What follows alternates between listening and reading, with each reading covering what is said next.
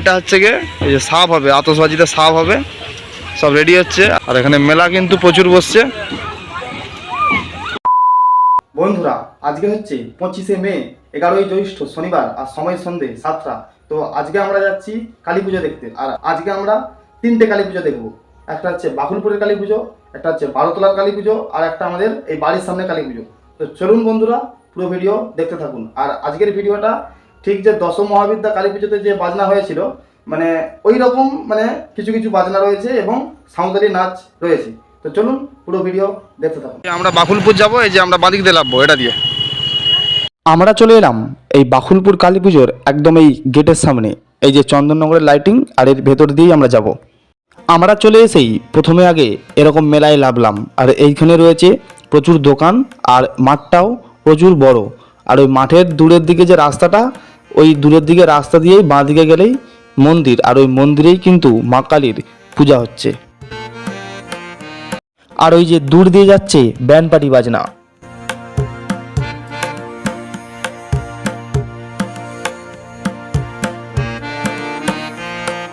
তারপরে আমরা মেলা ঘুরে এইরকম মন্দিরের কাছে এসে দাঁড়ালাম। আর এই মন্দিরের কাছে এসে দেখলাম এই ব্যান্ড পার্টি বাজনা এই মন্দিরটাকে কয়েকবার প্রদক্ষিণ করছে।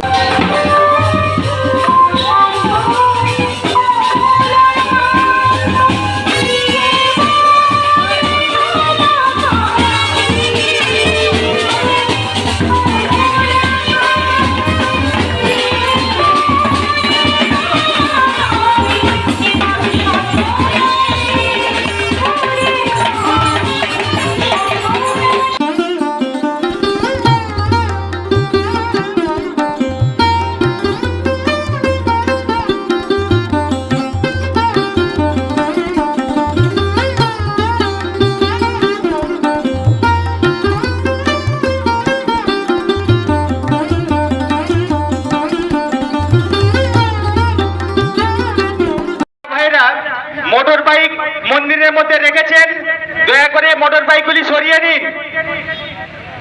পূজা কমিটির পক্ষ থেকে অনুরোধ করছি।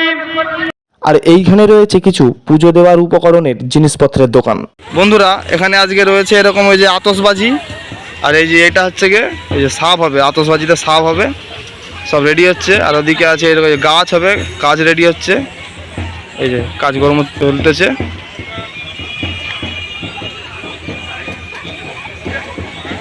বন্ধুরা, সময় এখন রাত্রি 8:30, আর আমরা দেখলাম এখানে বাকুলপুরের কালী পুজো। এরপরে যাব বারোতলা, তারপরে ওই আমাদের যে পাড়ার ঠাকুরটা আছে সেটা দেখে বাড়ি ফিরব। এরপর যখন আমরা বাকুলপুর থেকে বারোতলার ঠাকুর দেখতে আসছি, তখন দেখছি এদের এখনও ঠাকুর নিয়ে যাওয়া হচ্ছে ঠিক এই রকম বাজনা করে।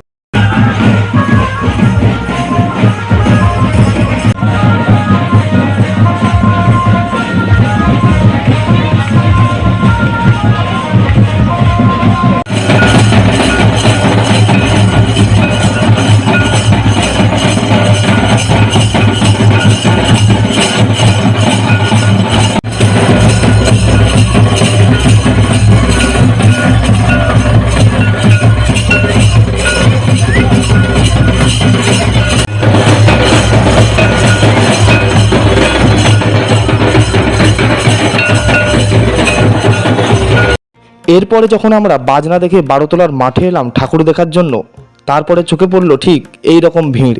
তার কারণ এইখানে আজকে নরনারায়ণ সেবা আছে। আর নরনারায়ণ সেবাতে আয়োজন আছে লুচি এবং আলুর দম। চলুন এবার ঠাকুর দেখি।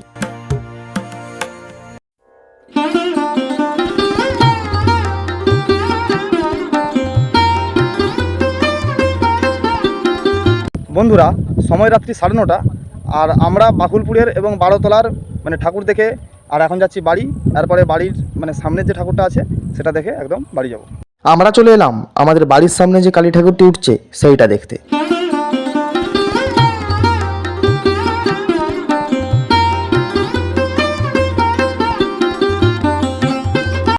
আর এইখানে হচ্ছে আমাদের কোডরার কালী পূজা উপলক্ষে নাইটে খেলা রয়েছে।